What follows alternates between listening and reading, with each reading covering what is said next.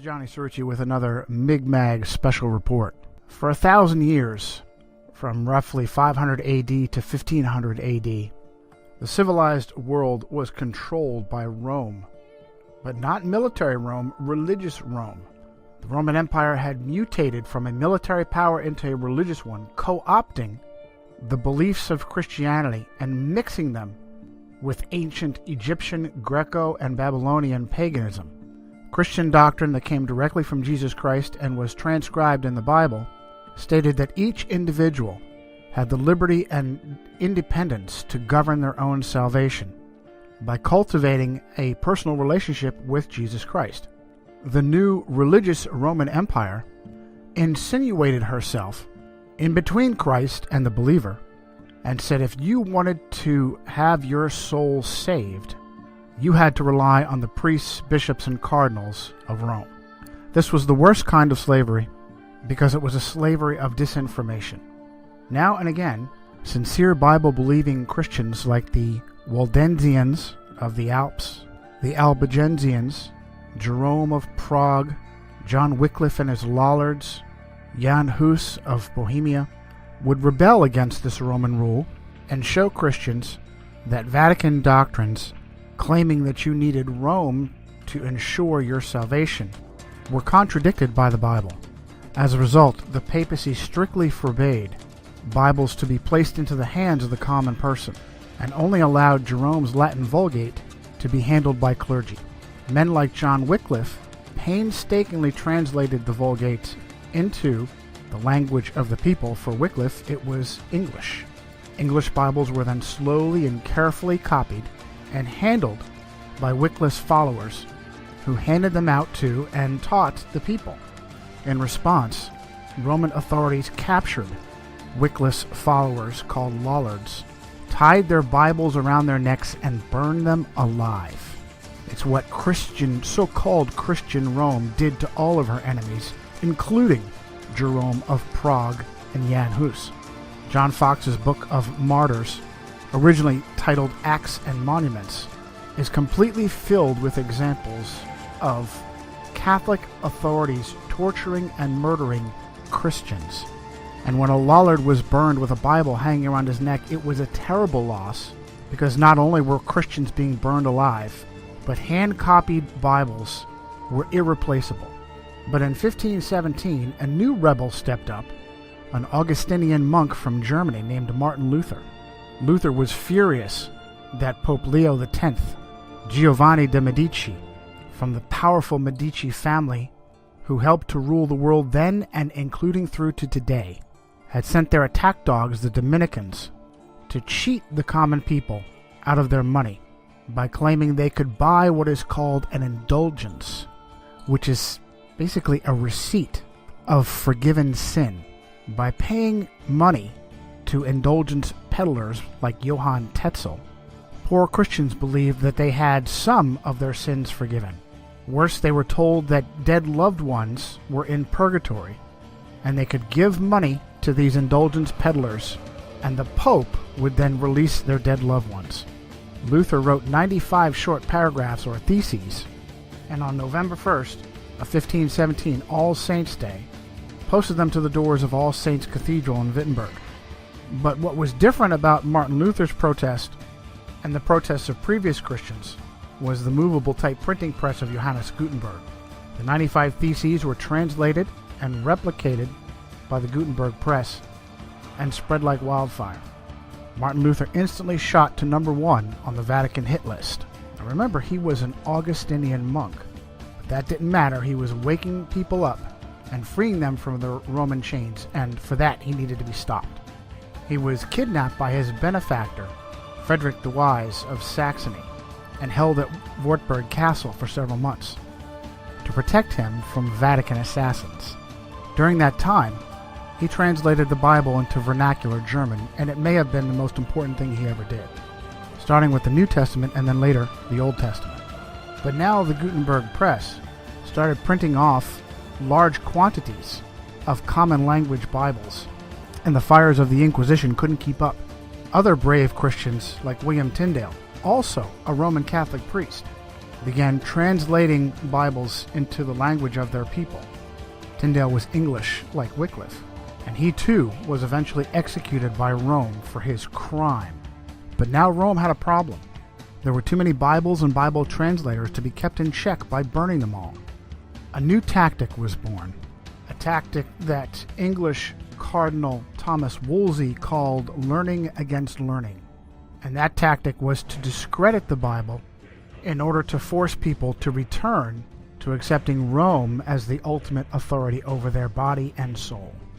In this tactic of learning against learning, Rome would literally rewrite reality and weave a false reality matrix that we now all swim in to this day. For thousands of years, mankind understood the earth to be flat and stationary. Only rarely did men like Pythagoras attempt to claim otherwise. And it's interesting to note that many Freemasons consider Pythagoras to be one of the first of their craft. But now rewriting our reality as a tactic to discredit the Bible became a top priority in the face of Martin Luther's 1517 Reformation, Protestant Reformation. The Catholic response would be the Counter-Reformation, and it would be spearheaded by a Spanish Templar knight named Ignatius of Loyola and his followers, whom we call today the Jesuits. Their first opportunity came from the Vatican's mathematician, a Polish priest named Nicholas Copernicus. Copernicus gave birth to the modern heliocentric model of the universe with his work De Revolutionibus Orbium Celestium, on the revolutions of the heavenly spheres.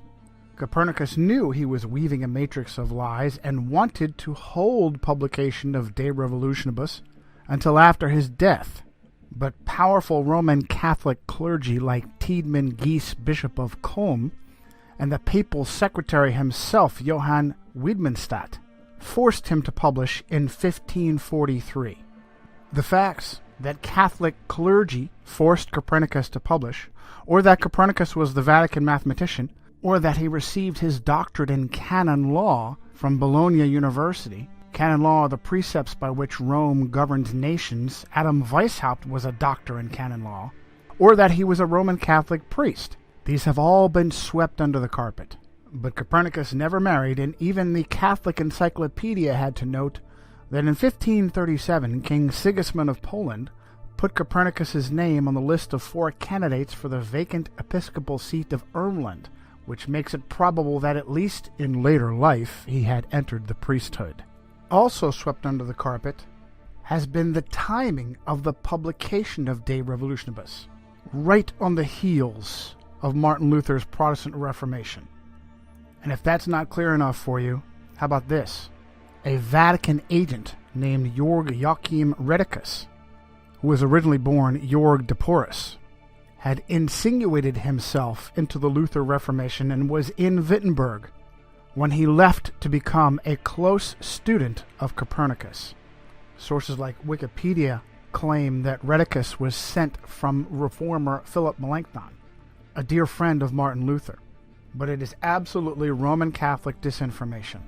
In the Table Talk of Martin Luther, the great reformer is quoted as having said, "There is talk of a new astrologer who wants to prove that the earth moves and goes round instead of the sky, the sun, the moon, just as if somebody were moving in a carriage or a ship might hold that he was sitting still and at rest while the earth and the trees walked and moved. But that is how things are nowadays. When a man wishes to be clever, he must needs invent something special, and the way he does it, he must needs be the best. The fool wants to turn the whole art of astronomy upside down. However, as Holy Scripture tells us, so did Joshua bid the sun to stand still, and not the earth." In his lectures on the book of Genesis, Luther said, "We Christians must be different from the philosophers in the way we think about the causes of these things. And if some are beyond our comprehension, like those before us concerning the waters above the heavens, we must believe them and admit our lack of knowledge rather than either wickedly deny them or presumptuously interpret them in conformity with our own understanding." The great reformer Jean Calvin, also known as John Calvin, called Copernicus a dreamer who has a spirit of bitterness and contradiction, reprove everything and prevent the order of nature.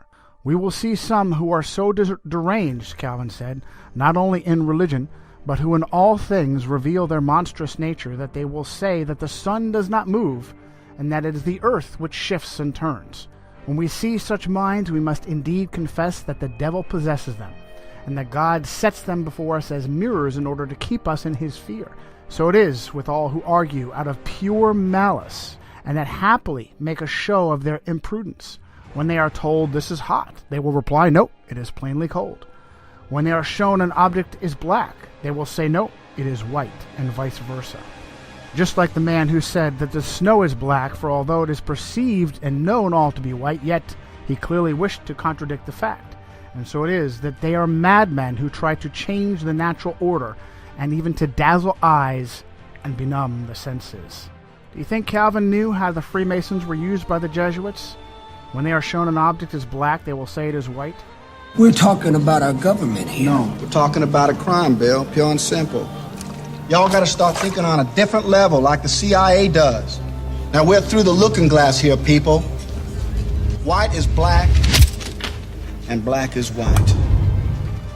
Very quickly, Rome jumped upon this new model of the universe, and Jesuits like Christopher Clavius used Copernicus and his work to fabricate the Gregorian calendar, the calendar we all use.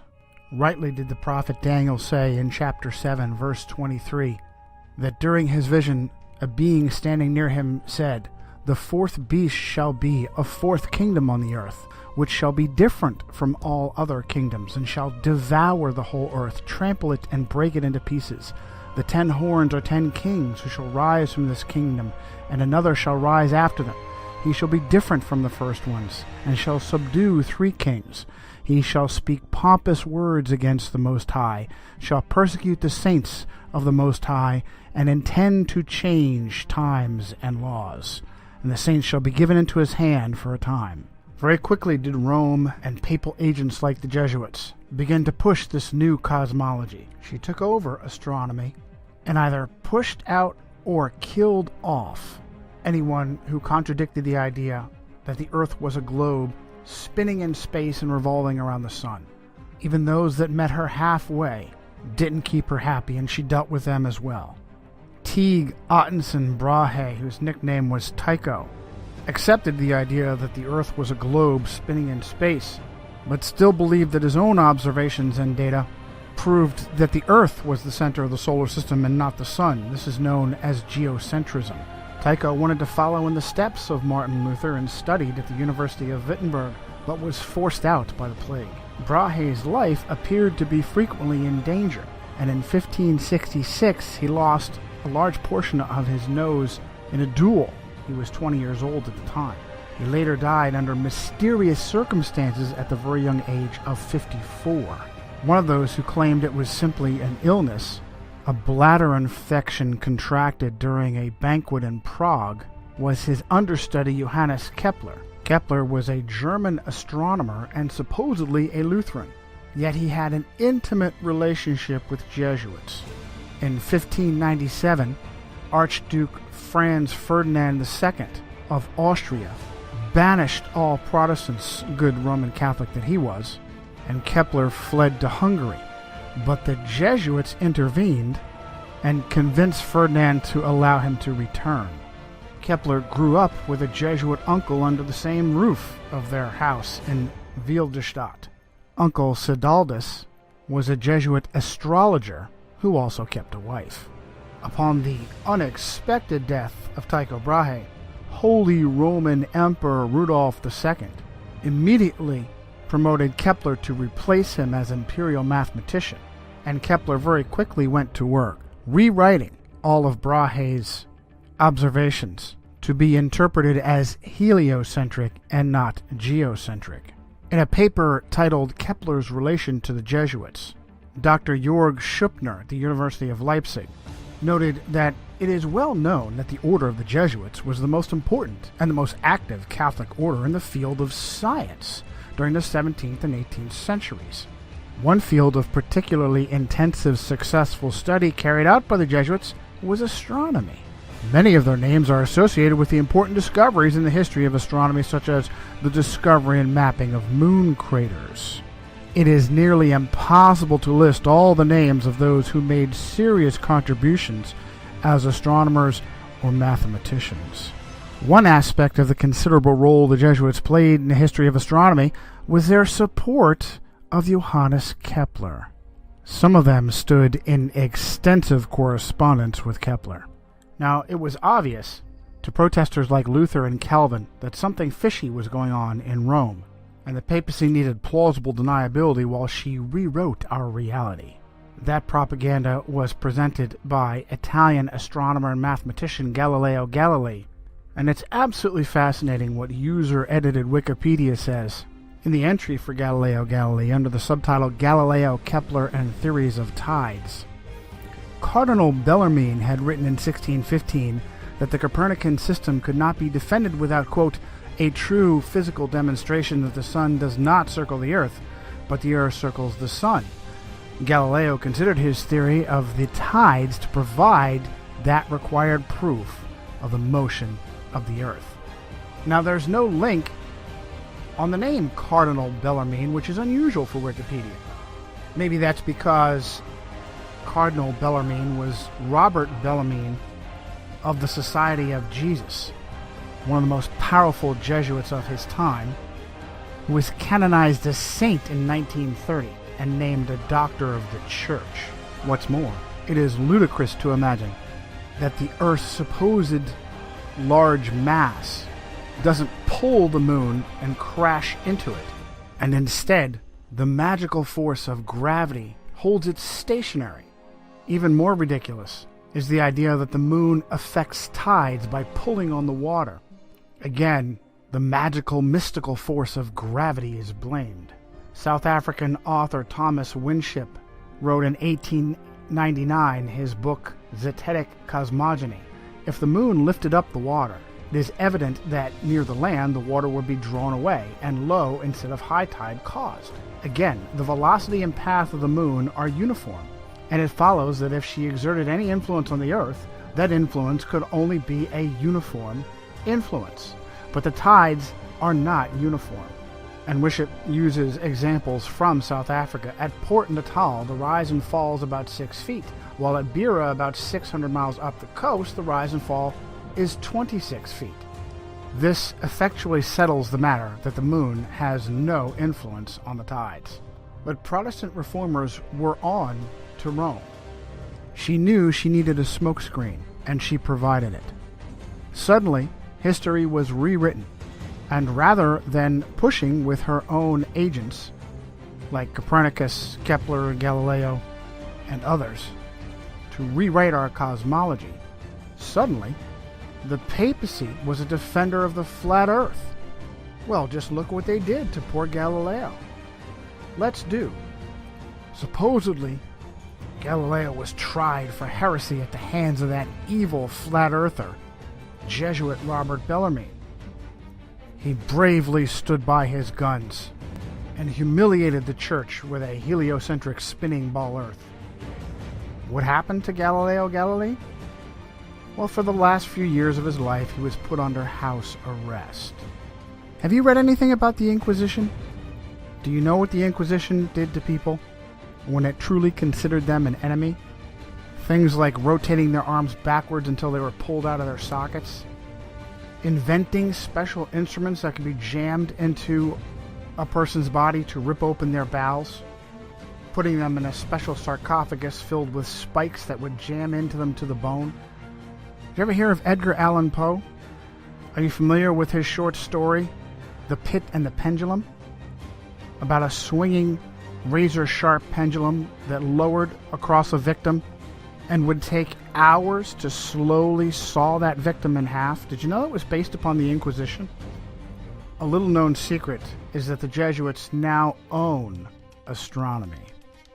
When their missionaries went across the world, across our flat earth, the first thing they did was insinuate themselves in royal courts to become the official astronomer of that kingdom. China is a great example.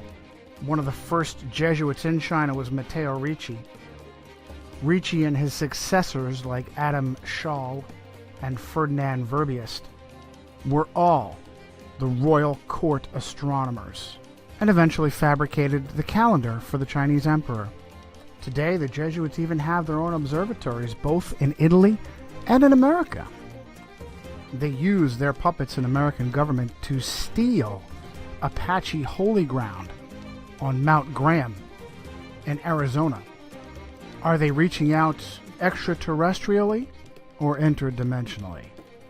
They appear to have answered our question with the latest piece of technology on Mount Graham, the Large Binocular Telescope Near-Infrared Utility with Camera and Integral Field Unit for Extragalactic Research, also known as Lucifer. And it's not surprising given the success the Jesuits have had in rewriting our reality. Now, we're supposed to believe that Rome was against the spinning ball Earth heliocentric cosmic accident cosmology of our modern understanding. Yet at every step of the way, Jesuits or Jesuit agents were there to bolster our false reality, hiding whenever possible behind convenient Jews. And for more on that, see our special report, It's the Jews, from Johnny Cirucci and MIG MAG. Needing to contrive an origin for our accidental existence that contradicts the Bible, Jesuit-trained Belgian priest Georges Lemaitre is the father of the so-called Big Bang Theory, the idea that first there was nothing and then it exploded. He was a close co-worker of just such a Jewish puppet, Albert Einstein. Einstein bolstered the Jesuit cosmology with his convoluted theory of relativity. The problem was that observations of both scientists and laymen weren't matching what so-called astronomers were telling us. And so Einstein fabricated the theory of relativity to claim that your reality was relative to the time-space continuum. It is purposefully almost impossible to understand. You're just supposed to trust science and astronomy.